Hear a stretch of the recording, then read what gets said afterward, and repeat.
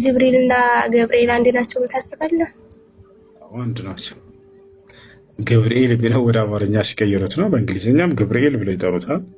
አረበኛው መጽሐፍ ቅዱስም ላይ ቁርአንም ላይ ጅብሪል ጅብሪል ነው የሚለው። ያ ጅብሪል ማን ነው ከተባለ አብሳሩ መልአክ ነው። ነቢዩ መሐመድ ሰለላሁ ዐለይሂ ወሰለምን ነቢይነታቸውን ያበሰራቸው እርሱ ነው። ልክ እንዲሁ በቁርአን ላይ ወደ ድንግል ማርያም፣ በመጽሐፍ ቅዱስም ላይ ወደ ድንግል ማርያም መጥቶ ክርስቶስ እንደምትወልድ ያበሰራት መልአክ ራሱ ነው። ያ ራሱ ጅብሪል እንጂ ሌላ ቃላቱ ይለያያል። እንዴት እንዳበሰራት በእናንተና በእኛ። አንደኛ ደግሞ የነብይ አብሳሪ አይደለም በእኛ መልአኩ ገብርኤል፣ ስራቸው በጣም ይለያያል። ግን ያበሰረባት የእናንተ ማርያምንና የኛ ማርያምን ራሱ አንድ አይደለም። ያበሳሰሩ በጣም ይለያያል። አዳምጪ፣ እሺ፣ ረጋ እያልሽ ይለያያል። ትክክል ነሽ ቃሉ። ምክንያት መጽሐፍ ቅዱስ ላይ ፈርታለች፣ ደንግጣለች። ማርያም መልአኩ መጥቶ ሲያበስራት ደንግጣለች፣ ፈርታለች። እንደ ቁርአን ደንግጣለች። አብዱል ከሪም ትልቁ ላይ ሆን ማስረጃ ክፈትላት። ሉቃስ ወንጌል አትደንግጭ አትፍሪ ብሎ መልአኩ ገብርኤል በደንገጣንና መፍራት አማቱ አንተም ብላታል፣ አጽናንታታል። ቆይ እንደዚህ አይነት እጅ መንሻ እንዴት ይደረግልኛል ብላለች። ሳይሽ ማስረጃ ያው መልሳ ይሁንልኝ ይሁን ይደረግልኝ ብላለች። ሳላማቀው መፍራቷና በደንገጧ እናሳይሽ። በቁርአን ላይ ግን እንደዛ አይነት ቃል በፍጹም ሰማይክባት፣ አልደረገጠችም፣ አልፈራችም። ቆይ ላሳይሽ ማስረጃ አድርገህ ይመቻ። ቆይ ላሳይሽ። አብሽር። ኦኬ፣ መከራከር አልፈልግም። እሺ አሁን እሱን ተውና እንትን ነቢያት ሙስሊም ለመሆናቸው ምን አይነት ማስረጃ ታሳይኛለህ? ነቢያት እስልምና ለመስበካቸው ማለት ነው። እሺ፣ ለማንኛውም ነቢያቶች እስልምናን ሰብከዋል። አላህ በቁርአን ላይ ነቢያቶች ሁሉ እስልምና እንደሰበኩ ነግሮናል። አንድ ነገር እኮ ምሳሌ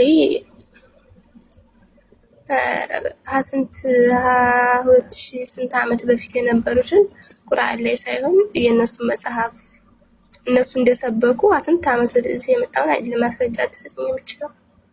ምሳሌ እኮ አሁን ፍቅር ሲዝምም ነብዩ መሐመድ ፍቅር ሲዝም ነው እያለ ነው።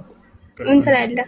ቀደምጂ ኢየሱስና ይቅርታ እኔ ክፉ ቃል እንዳናገር በስነ ስርዓት አውሮ ክርስቲያኖች፣ እኛ እንደናንተ ወርደን አድርጊ እንደናንተ ወርደን ማለት ነው እንዳንሳደብ። አሁን ክርስቶስ ብዬ ላነሳ ነበር አይደል? ሳቋርጥ አያችሁኝ።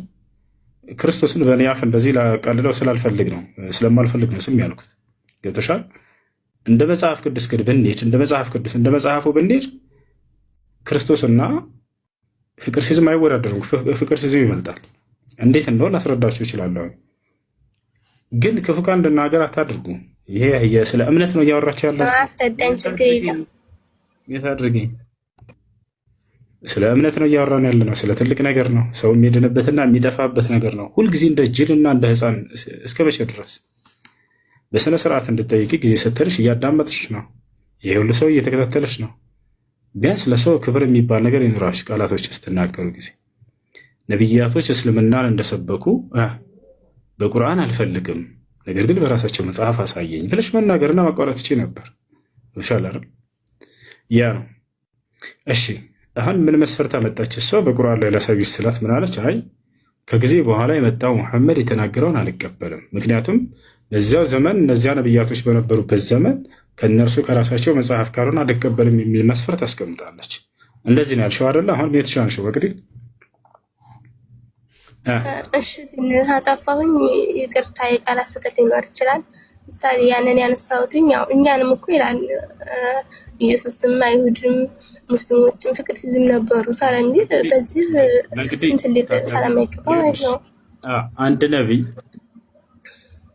ስለ አንድ ነቢይ በዘመኑ የነበረ ትምህርት ከሌለ ካልሆነ በስተቀር ተቀባይነት ሊኖር አይችልም። ከዚያ በኋላ ያለው ነቢይ መጥቶ ቢናገር ተቀባይነት አይኖረውም የሚል መስፈርት ነው ያስቀመጥሽው አይደለ? መጀመሪያ ስለ እስልምና ለምሳሌ ሰበኩ የግዴታ በዘመናቸው እነዛ ነቢያቶች በራሳቸው መጽሐፍ የተናገሩበትን ካልሆነ ተቀባይነት የለውም ነው ያልሽው። ከዚያ በኋላ ያ ነቢይ መጥቶ ቢናገር ስላለበት ነቢያት ተቀባይነት የለውም የሚለውን መስፈርት ከየት ነው ያገኘሽው? ለዚህ መስፈርት ከሄድን ለምሳሌ አብርሃም፣ ይስሐቅ፣ ያዕቆብ የሚባሉ አካሎችን ታውቂያለሽ አይደለ? መቅዲ በጣም ጥሩ። አብርሃም፣ ይስሐቅ፣ ያዕቆብን ግን ያወቅሻቸው ከእነርሱ በኋላ በመጣ በሙሴ መጽሐፍ እንጂ በዘመናቸው የነበረ መጽሐፍ አግኝተሽ ነው ያወቅሻቸውና ያመንሽው?